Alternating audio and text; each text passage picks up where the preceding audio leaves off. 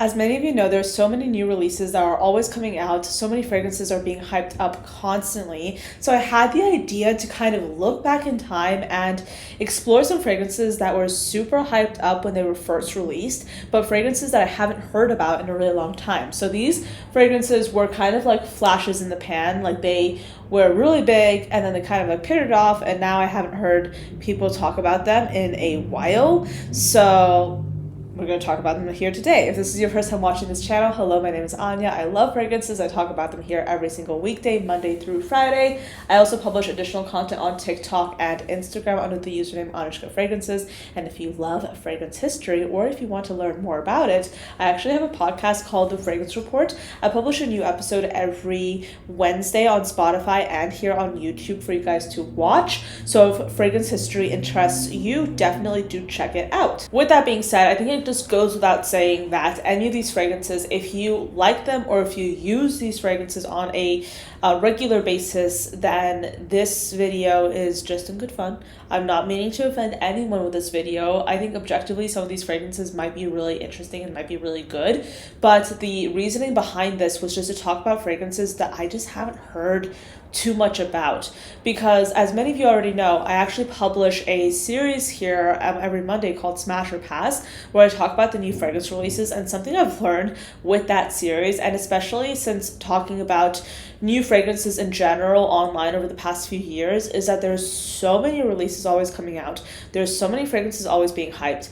And sometimes some stay, some don't. So this is going to be a video that explores the ones that maybe kind of fell off the wagon. So let's talk about the very first one that actually inspired this video, because I remember when this came out and so many people blind bought it almost immediately. I'm happy to say that I did not. But this is Miu Miu's Fleur de Lis. This came out in 2023, y'all. I remember when this came out, I did like a full-on video series of it on TikTok. This was back when I was doing TikTok more regularly. I still do it regularly. I kind of just like took a break for a bit. But this is a fragrance that I talked about and people were going wild over it, because it was supposed to be inspired by, I think, like an Asian dessert that had like mango in it. So people were going crazy. So essentially this is a fragrance that had notes of mango, osmanthus, and coconut milk. So to give you a recap of what this whole situation was like, it got announced and people, I think, were shipping it from like, or were ordering it from like Europe or Asia or something, because it wasn't available in the US for a really long time. Because I mean, naturally we get fragrances last, and people were paying like these exorbitant shipping fees and basically buying this fragrance blind. And when they got this fragrance and tried it out, turns out the osmanthus was actually way more prominent than people actually liked, because the marketing of the fragrance portrayed this perfume as smelling like a dessert. So people thought it would smell like the mango and the coconut milk, like basically in a dessert, but this perfume smelled like a lot of osmanthus. And this kind of whole experience made me look at any fragrance that had osmanthus with suspicion. Not that osmanthus is a bad note, but osmanthus in so many different ways, like when paired with certain fragrances, it can make them seem really floral. So let's just say you have a fragrance that has like fruity notes. Once you put osmanthus in it, especially if it's like a fragrance with a lot of osmanthus, the osmanthus kind of takes over the fragrance and makes it seem floral. But on the flip side, if you pair osmanthus with certain notes, it can kind of like amp up certain fragrance notes. Like for example, if you pair it with like peachy notes or apricot notes, it can like add to the fuzziness, add to like the richness of that note. But in this particular case, it just smelled too floral for people. So it was kind of a fragrance that got really trendy really quickly, but it just like died off because people just didn't end up liking it as much, because the marketing was actually really misleading for a lot of people. Another perfume that was released in 2023 was actually Good Girl Blush. Now, I remember when this perfume was announced because I was doing my detective work, as I do with a lot of new releases, and I saw this fragrance and I knew instantly that it would be a hit. And I can say with absolute certainty, actually, that I was one of the first, if not the first or the second person on TikTok to talk about this. Like before I started talking about this, no one was talking about it.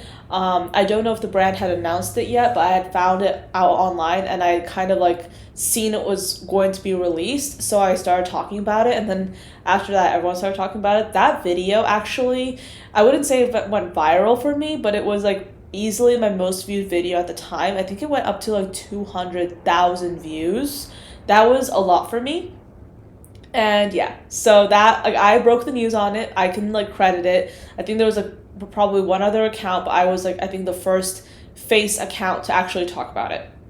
So yeah, that's a fun fact for you there. I don't know if you remember that point, but Good Girl Blush was a fragrance that people were going crazy over. We were speculating on the notes. I was giving like my predictions, but then like it ended up going a different way. But essentially, this fragrance has top notes of bergamot and bitter almond, a mid of peony and ylang-ylang, and then a base of vanilla and coumarin.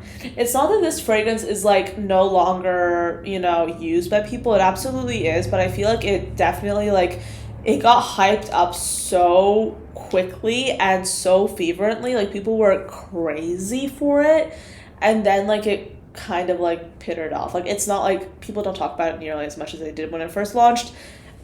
So that's why it's in the video. It's not like it's a bad fragrance, or it's not like it's irrelevant, but it's just a perfume that got a lot of hype, and now people don't talk about it as much. So there you go. Another flanker that dropped in 2023 from Carolina Herrera was actually Good Girl Dazzling Garden. So they had this for Good Girl and they also had this for Bad Boy. Essentially, these were limited edition launches of like a new bottle design. The notes were consistent with the original Good Girl, so like with the vanilla and the cocoa, things like that. But I think when this first came out, the image was the first thing that was available.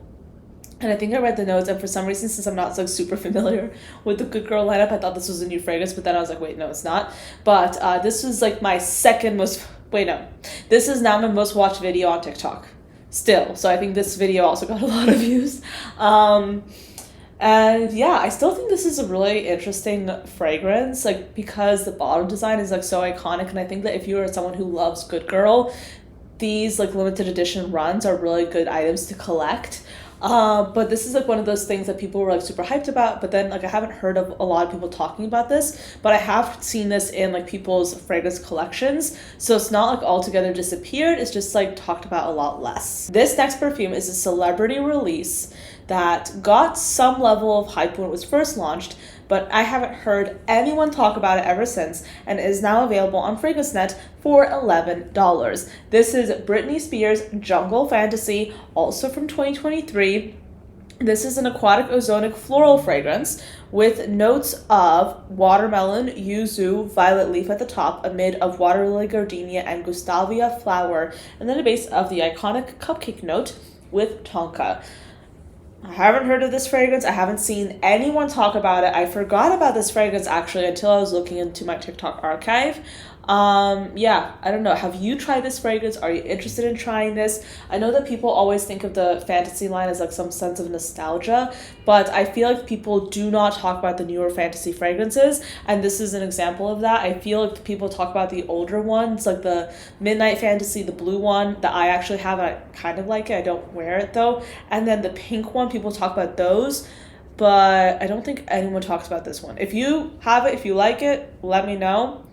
Haven't heard anyone talk about it though. The next fragrance made me chuckle because this is another perfume that I literally forgot about until I saw this on in my old TikTok videos. This is Born Dreamer by Charlie D'Amelio, and this was launched in 2022. I remember I was working in a beauty store when this was launched, and I tried it. I was like, okay, this is nice. This is gonna be easy to sell to people, but like, do I like it? No. Like, it's nothing special. And I was like even thinking about that in 2022. It was like kind of like hype, but not really. But this has, well, kind of sort of, you know. But this has top notes of green, Anjou pears, and orange, a mid of sugar and jasmine, and then a base of cashmere musk, and broxton and cedar. Essentially, this is like a peer-reviewed fragrance that was given a positive review. People thought it would sell well, so people launched it at Ulta. And I have not seen anyone talk about it since. I guess it's like, it was one of those fragrances that was like super affordable. And I think it's marketed towards girls, like little girls. So it's not my demographic, clearly. Haven't heard anyone talk about it though.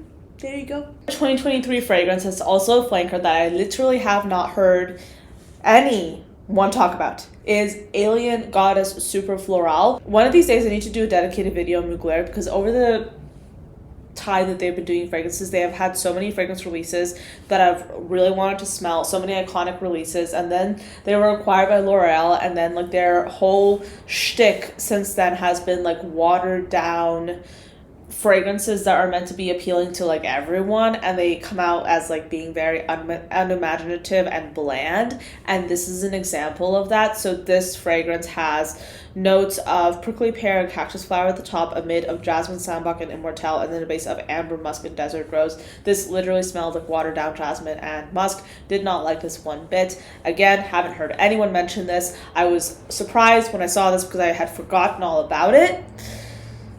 This launched in 2023. Again, nothing special. Next up, we had Good Fortune by Viktor and Rolf, launched in 2022. I remember being personally offended by this fragrance because I hated it when it came out. Still don't like it very much at all. This has top notes of fennel and gentiana, a mid of jasmine, and then a base of Madagascar vanilla. This smelled like kind of like lightly spiced jasmine, but in like a weird way. Like I did not like this at all. But the thing that I liked the least was the fact that this was supposed to be like kind of like a mystical inspired fragrance, but the cap was the cheapest feeling plastic crystal I have ever felt in my entire life. At that point, like I was like thinking you might as well just like not do a crystal cap, like just do anything else, because like this fragrance looks and feels and smells so like mid, and the feeling of it is so cheap. I was like just personally offended by it, and I just did not like the way it smelled. I just did not. So I was kind of like thinking, if you're gonna go mystical, just go like all out, like just go for something else. Like just don't give it like the mystical element, but then like make it half-baked. So yeah, I remember being personally offended by that plastic cap. Oh my gosh, I remember the days. But anyway, that's it for this video. A little bit snarky this time, but I do hope this video represents the fact that it's all in good fun.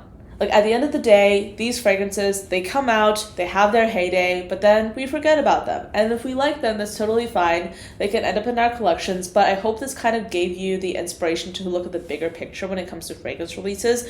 Don't get something just because everyone else is, because chances are there are going to be some better options down the line. So anyway, thank you so much for watching. I hope you enjoyed this one, and I'll see you next time. Bye.